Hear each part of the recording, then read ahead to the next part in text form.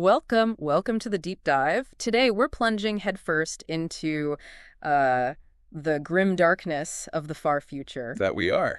And we're exploring one of the Warhammer 40,000 universe's most elite, maybe enigmatic, and definitely specialized military organizations, the Deathwatch. A really fascinating one, too. Exactly. So our mission for this deep dive is basically to unpack what makes the Deathwatch so unique, how they even came to be, and why they're seen as the ultimate alien hunters of the Imperium. Right. We've pulled together insights from, fan communities on Reddit, the Lexicanum, which is always great forum chats, even gaming guides, trying to get you the most important nuggets of knowledge. Yeah, aiming for those aha moments, maybe some surprising facts along the way. Hopefully. It's a truly fascinating topic, mainly because the Deathwatch stands so dramatically apart from almost every other force in the Imperium. Yeah. We'll be looking at their distinct identity, their pretty unusual recruitment process, and the incredibly diverse methods they use to fight all those Xenos threats across the galaxy. Right. This isn't just, another Space Marine chapter talk.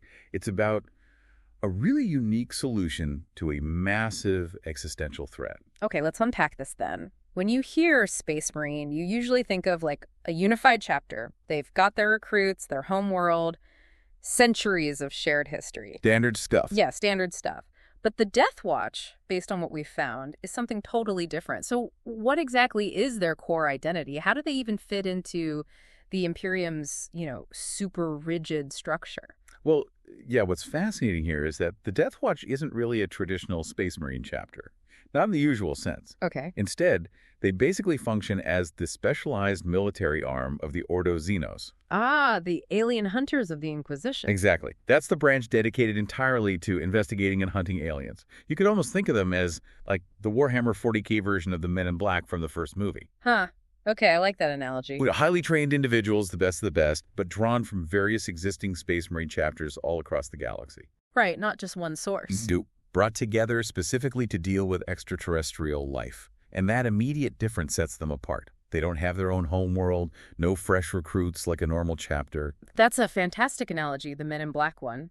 But bringing together veterans from so many, disparate chapters, each with their own traditions, their own loyalties, that must create some big challenges, right? Oh, definitely. How do they even start to build cohesion when they're basically this patchwork of the Imperium's elite? That's pretty much the central paradox of the Deathwatch. And it's kind of addressed by their singular, all-consuming goal, wiping out Xenos forces. Laser focus. Total laser focus.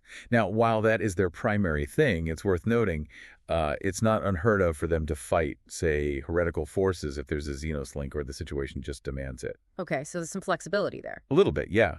Their deployment covers a huge range of missions, way more diverse than a typical chapter. Yep. Everything from surgical assassinations of alien leaders, retrieving dangerous artifacts, even acting as bodyguards for inquisitors in really extreme danger zones. High-stakes stuff. And sometimes leading full-scale raids on alien worlds. Yeah. And how long a Space Marine serves also varies a lot. Could be one critical mission. War. Or decades, even centuries, depending on what their Watch Fortress needs right then, the severity of the alien threat. Their new identity as alien hunters pretty much has to override their old loyalties. That structure is just so unlike anything else we've really looked at, which leads to the big question. How did an organization this unique, pulling from everywhere, actually come into being? It feels like such a massive departure from the standard Space Marine model, almost like a desperate measure. Well, you hit the nail on the head there. It was born out of desperate necessity. Really? Yeah. The seeds of the Deathwatch were first sown during a truly cataclysmic event back in the 32nd millennium, so 1,000 years after the Horus Heresy. Okay. This is the infamous War of the Beast. An enormous orc force, like nothing they'd seen before, actually assaulted Terra itself. Terra. Wow.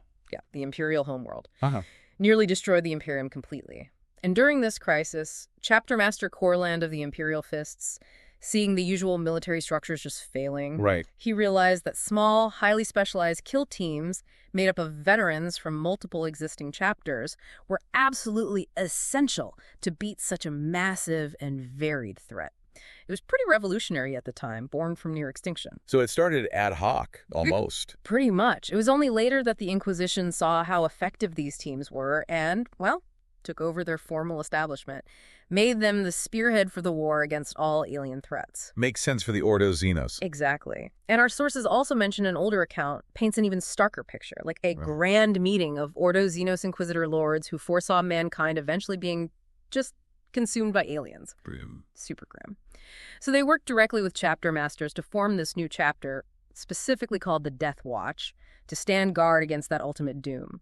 It suggests this deep, almost existential fear drove its creation. So, okay, if a Space Marine wants to join, or maybe gets chosen for the Deathwatch, what's that process actually like? Is it voluntary? Are they drafted? And what happens to their old identity, their chapter? Well, technically, any loyalist Space Marine can join, but they have to be chosen and pass some really tough trials. Oh, okay. They first have to prove they can fight multiple types of Xenos. Most candidates are already veterans of countless wars against different aliens anyway. Right, they need experience. Definitely. For many, it is seen as a huge honor, like a pilgrimage, to use their skills for the Imperium's most vital defense. Some chapters think it's a real marked distinction to send their best Marines, but it's also noted that, well, some other chapters might see it as a convenient way to sort of discreetly sideline Marines their command structure, maybe once rid of. Yeah. For various reasons, sometimes unspoken. Interesting politics there. Always. And if they survive their service, they eventually return to their home chapter. But, and this is key, usually under a strict oath of silence about their time with the Deathwatch. An oath of silence. Why? Well, crucial for security, obviously. Can't have operational details leaking out. Yeah. But it also helps maintain the mystique of the organization. Keeps enemies guessing. That must create some really fascinating, maybe awkward dynamics when they go back to their old chapters. Just silence about years of service. You imagine so? What about the Black Shields? I saw that term pop up and it sounds quite mysterious.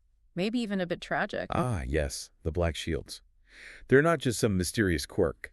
They really highlight the intense psychological burden and the moral ambiguities that even Space Marines can carry. How so? These are Space Marines who join the Deathwatch but choose not to reveal their original chapter. They obscure their old heraldry. Why would they do that? Usually it's down to a profound sense of shame or guilt, maybe penitence for something that happened in the past, actions related to their former chapter, maybe. Wow. Imagine just abandoning your core identity, not just for a new uniform, but for some deep-seated, unspoken penance. They often keep their faces masked or use voice synthesizers to hide their past even more. That's heavy. It is. And they're often seen as kind of pariahs within their own squads. Other Marines are understandably wary of someone hiding their lineage. Makes you wonder what actions could lead to that kind of shame, right? Definitely. It speaks volumes about the heavy cost of their devotion and the grim realities that can break even a Space Marine. A stark reminder that these super soldiers still carry immense personal burdens. That's a truly chilling detail. So, okay, what does all this mean for how they actually operate, in the field? Yeah. How does such a diverse group, some with these hidden histories, maintain cohesion and fight so effectively against such different threats? Well, if we connect this back to the bigger picture, their organization it's really unique. Instead of one central chapter base, Right. they operate out of decentralized watch fortresses and smaller watch stations spread all across the galaxy, each one acting like its own sovereign domain. Spread out, hidden. Often, yeah. Ancient, hidden strongholds, often on the fringes of the galaxy. A typical watch fortress might have around, say, 200, 250 Marines, though many are perpetually under strength. Why is that? Just the high mortality rate of their missions. They're fighting the worst of the worst. But the most defining part of their combat structure is the kill team. Okay, the kill team. What's special about that?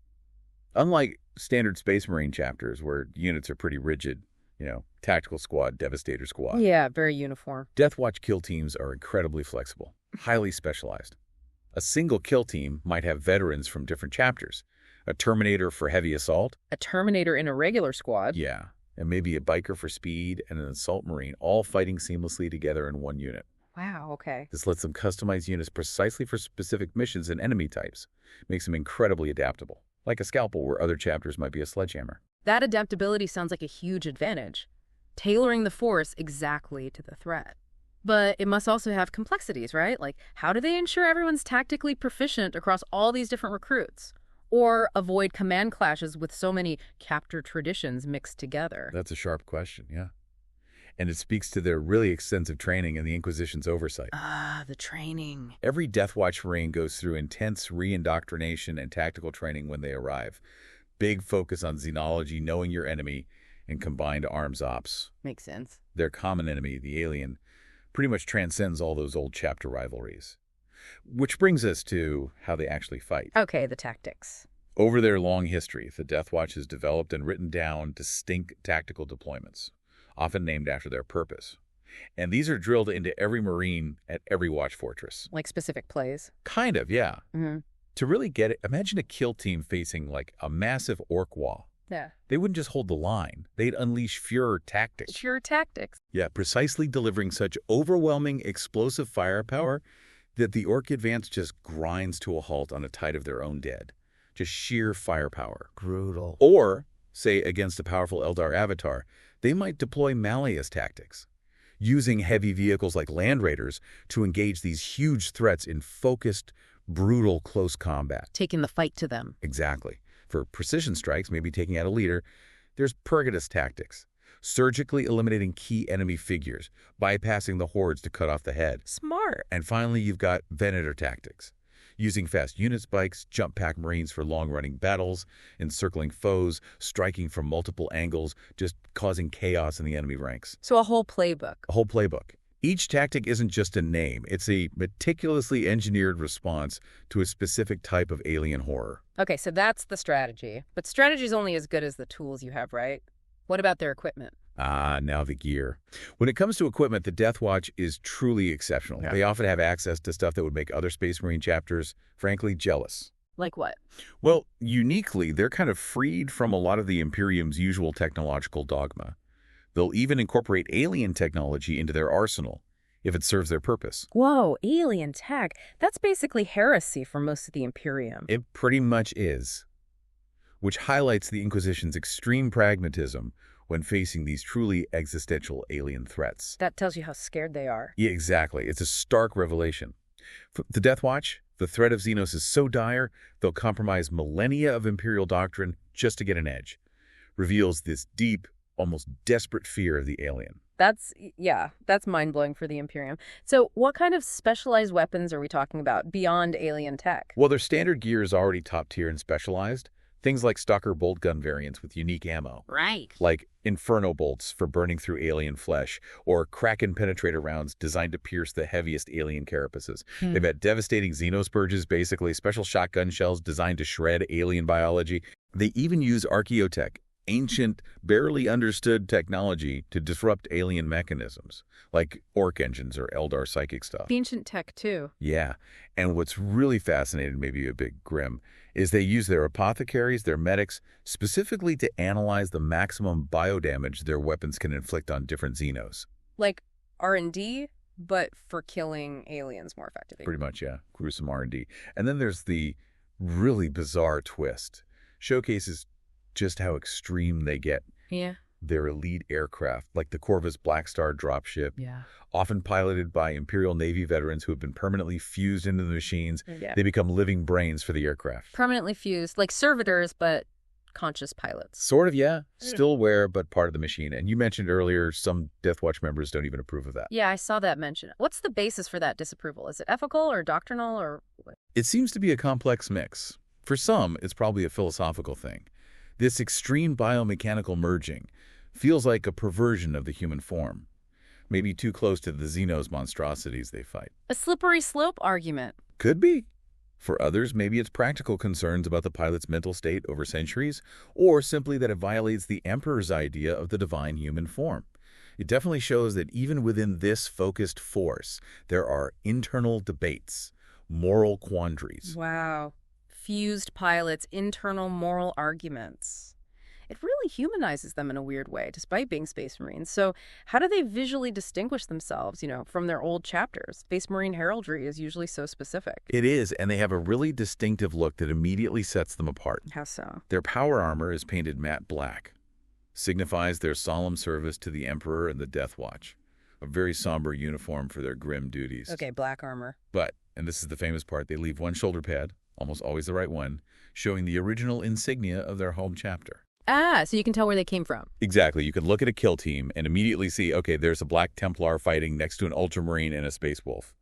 It shows that diversity right there. That's cool. What about the other shoulder? The other shoulder pad, usually the left, bears the distinct Deathwatch symbol, the inquisitorial eye with a skull. Hmm. And their whole left arm is typically painted silver. Silver arm. Why silver? Symbolizes their unwavering purity in their crusade against the alien, a sign of their specific oath. Gotcha. Black armor, silver arm, one home chapter pauldron, one Deathwatch pauldron. Pretty much sums it up.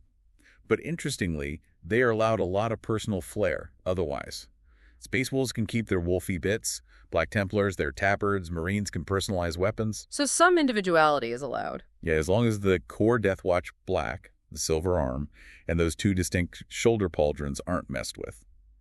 And they primarily use Mark 8 errant power armor. Mark 8, that's pretty advanced, isn't it? Very. It's one of the most advanced, highly sought-after patterns in the whole Imperium. Them using it routinely really underscores their elite status, and the huge resources the Inquisition pours into them gives them a tangible edge over many standard chapters. So the whole look is like a visual metaphor, honoring their past but embracing this terrifying new purpose. Perfectly put, yeah. Okay, it definitely sounds like a truly elite force, this incredibly adaptable scalpel the Inquisition wields against the most dangerous aliens. But thinking about someone wanting to get into this lore or maybe even play them on the tabletop, are there any downsides, any complexities that might make them a challenge? Yeah, that's an important question. For someone wanting to dive into this part of the lore or actually lead them on the tabletop, what's that experience like? Right. Well, from a pure gameplay perspective, Yeah. The Deathwatch is definitely not recommended as a first army for new players. Why not? Too complicated. Way too complicated, yeah. Hmm. Their unique kill team rules, plus the sheer number of war gear options you can stick on every single model. Mm-hmm. It gets complex fast. How complex are we talking?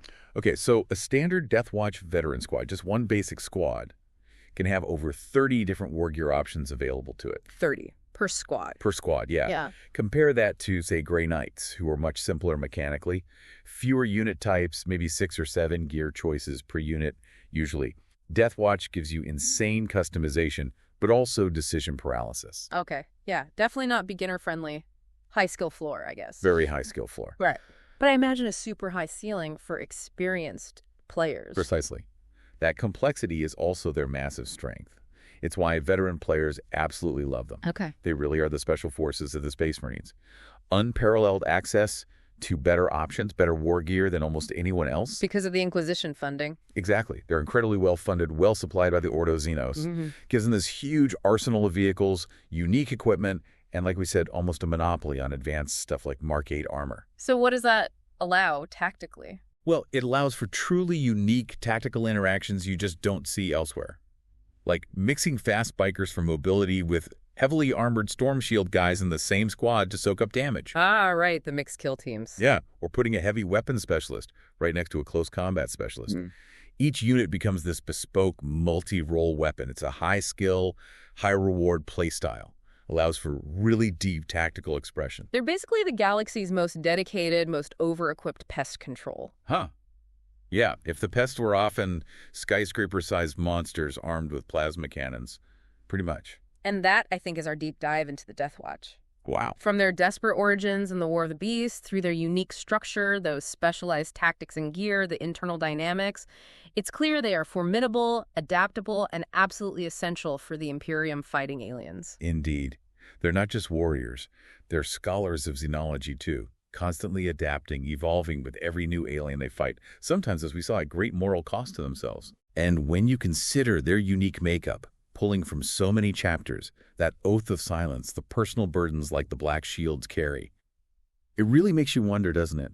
How do these individuals who've given up so much of their original identity truly reconcile their past with their present, their personal oaths with this shared grim mission over maybe centuries of service? That is a great question to ponder as we wrap up. And that brings us to the end of another deep dive. Thank you so much for joining us today. Pleasure to be here.